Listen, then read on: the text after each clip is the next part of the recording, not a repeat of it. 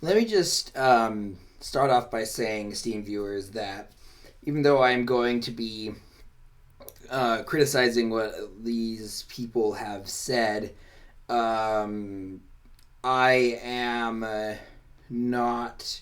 This isn't. These are all people, like all these people I'm going to be talking about, are people who I actually highly respect and who I actually see as inspirations for my own work in some ways. So I don't want to. This isn't a call out video. This isn't, I'm not saying these people are bad. I'm not saying these people are ableist because this is what this is going to be about, ableism. I'm not trying to make a value statement here.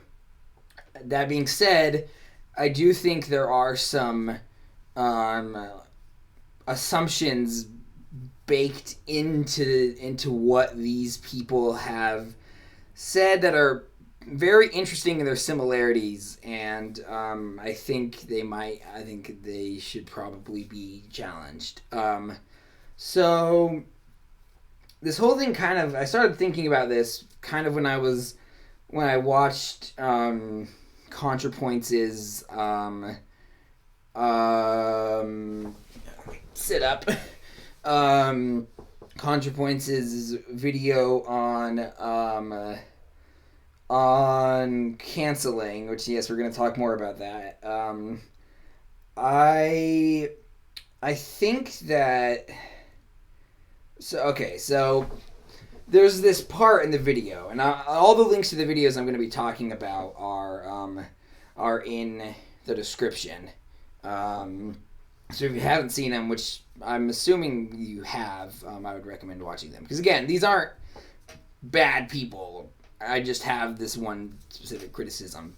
So Natalie Wynn, aka Contrapoints, made a video about canceling where she talks, a lot about the nuances of it, and I want to do more of a dive into her arguments there. Just get it out of the way. I largely agree with her on that front, and but there's this part where she talks about James Charles, who I hadn't even heard about before I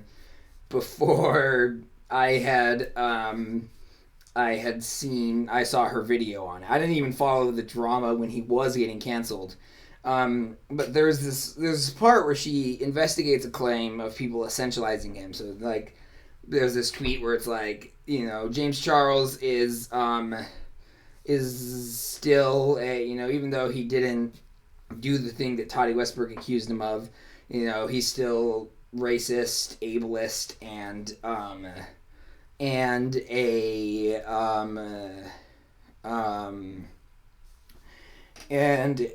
transphobe. And what I find fascinating about the video is, she shows the tweet and she reads the tweet aloud, so she knows what it says, and yet she only shows the context. She's trying to show the context and show why, even though he said some iffy things, he realized what he said was iffy and apologized. For crying out loud. Sorry about the frame rate drop. I'm uploading another video that's been a Stardew Valley video that I, of course, had to render in 4K, and it took me like 2 days to. That'll be up soon. Maybe before this one comes out. Anyway, that's neither here nor there. But that might be why frame rate is. But I really want to talk about this for reasons I'll get into later. So, what I find fascinating about this, and again, I don't think there's malice intended on Natalie's part, but what's interesting is that what she does is she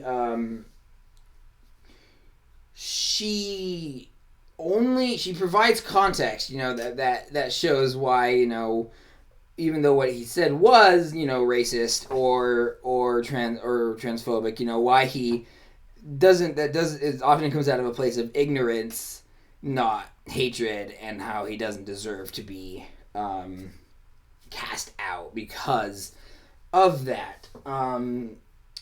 Which I agree with. But what's interesting is that she only provides context to the charges of racism and of transphobia, which again are definitely like worth talking about, and I agree with her assessment on the issue. But what I find fascinating is that she clearly knows that people have accused them of being ableist, and in her video, she doesn't examine that further at all.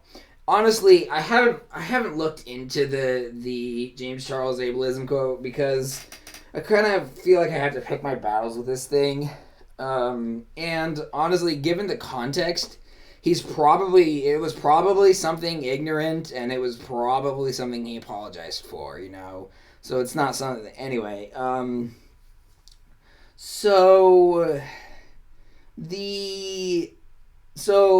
again, like, I don't think there was malice here, but I think there's a perception of neurodiversity as it's not as or ableism. It's not as something. It's seen as, I think on some level, it's seen as lesser than the other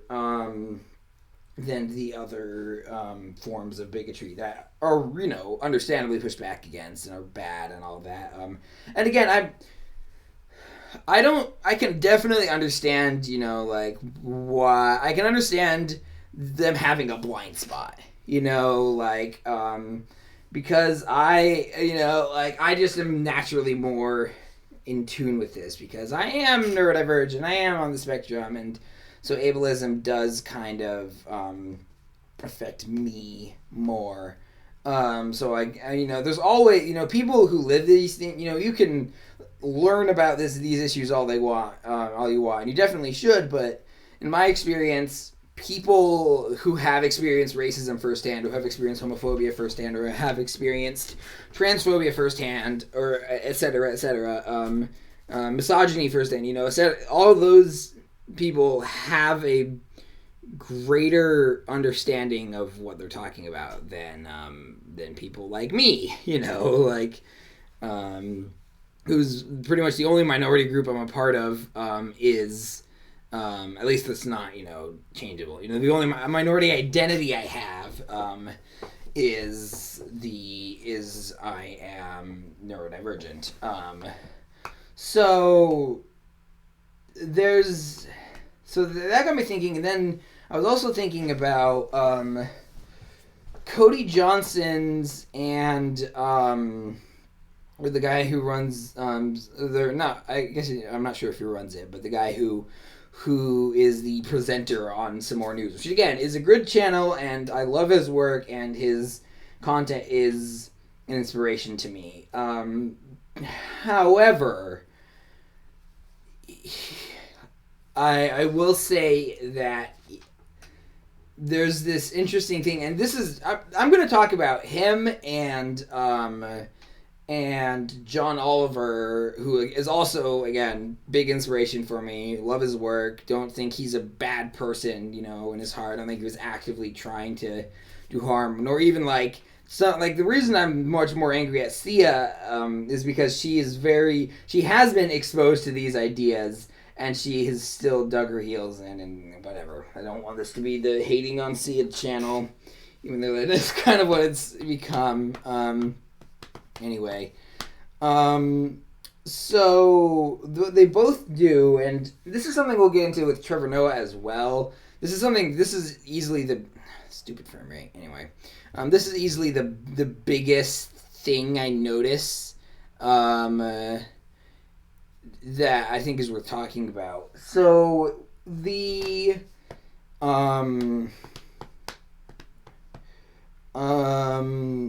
So what? And this is in regards to anti-vaxxing, and what I find Okay, so the thing is, anti-vaxxers a lot of times make the argument of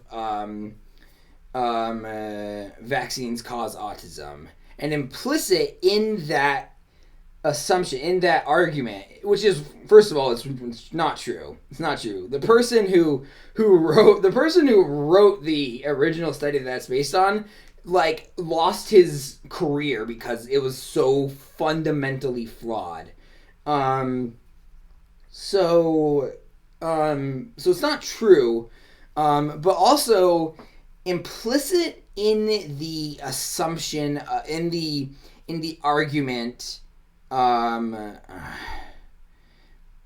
sorry. So implicit in the argument is the idea that autism is something you want to avoid. So I mean, you're anti-vaxxer, and your reasoning for anti-vaxxing is that vaccines cause autism, which again they don't. But you're anti-vax. But again, if you're anti-vaxxer because you think that vaccines cause autism, that means you think that autism is bad and something you should avoid.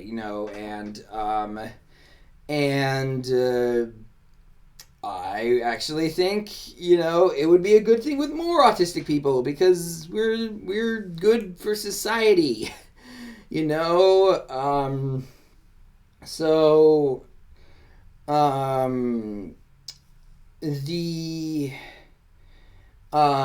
and so what always ends up, what I keep noticing is the conversation always defaults to there's no evidence, which there isn't. There is not. That is true that there is no evidence that vaccines cause autism. But you're still on the you're still not examining the argument closely. You're still not really drilling down and analyzing what the argument is actually saying, because when you, again, I don't think people are actively thinking this, but when you respond to an argument that vaccines are bad because they cause autism, and you respond with they don't cause autism, you are unintentionally legitimizing the argument, the unstated assumption in the Anti-Vaxxers book of autism is bad. That's just and again, I don't think anyone actually thinks that, or if they do, it's not in the same. Anyway, I don't. This doesn't feel like someone who genuinely, this feels like a screw up,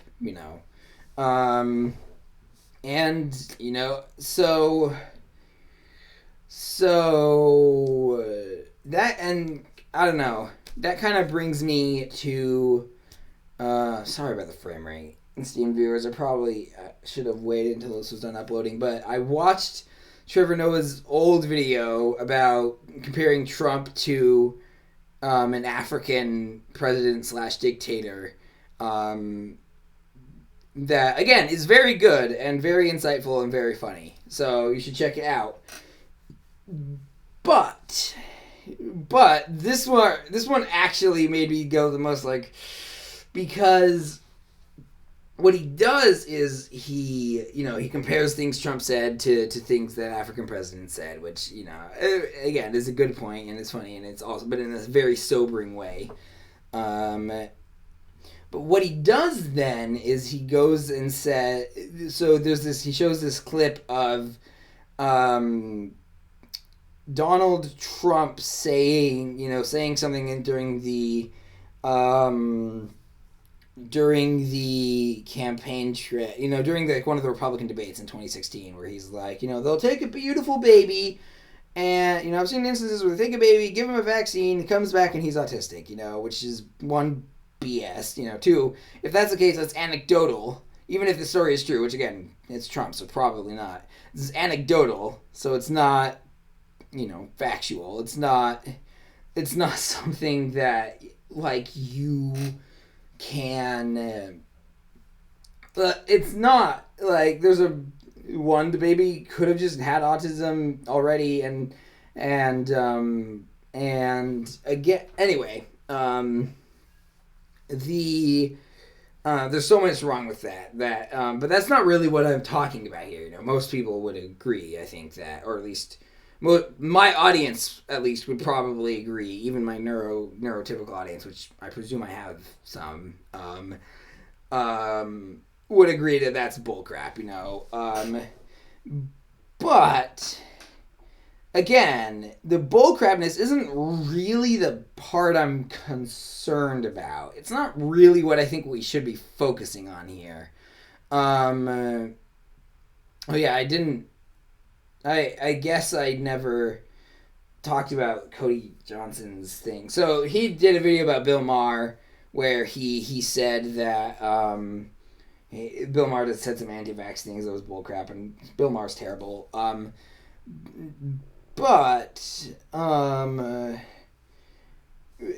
again, it's the same thing that John Oliver did. That's why I just kind of skipped over it. You know, it's still rude. It's unconsciously legitimizing the argument of the other side of the anti-autism side, of the people who think that autism is bad. So that's my that's the same thing. You know, and that's what Donald Trump said about. I mean, sorry, not Donald Trump. John Oliver.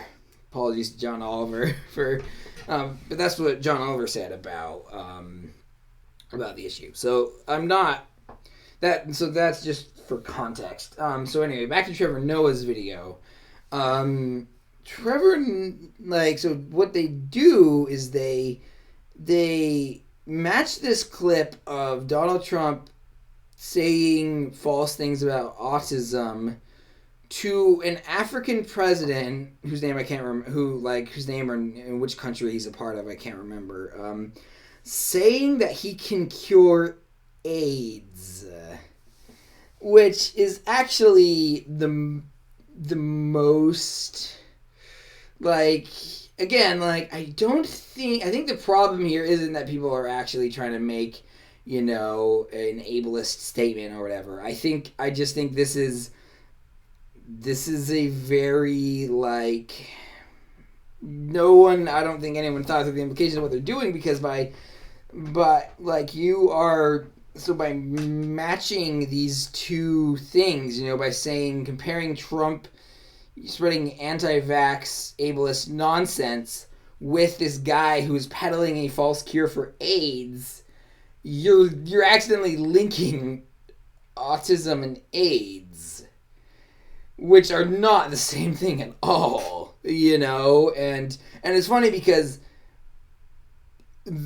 vaccines, you know, the vaccines cause autism crowd are handicapping the immune system much in the same way that AIDS does, at least to my knowledge. I might be very wrong, but to my understanding, AIDS is autoimmune deficiency syndrome or something. You know, it attacks the immune system's ability to fight diseases, you know. So, and obviously not vaccinating is not the same thing as having AIDS, but it's kind of weird to see someone equate an argument that is advocating for weakening someone's immune system to an argument for strengthening someone's immune system.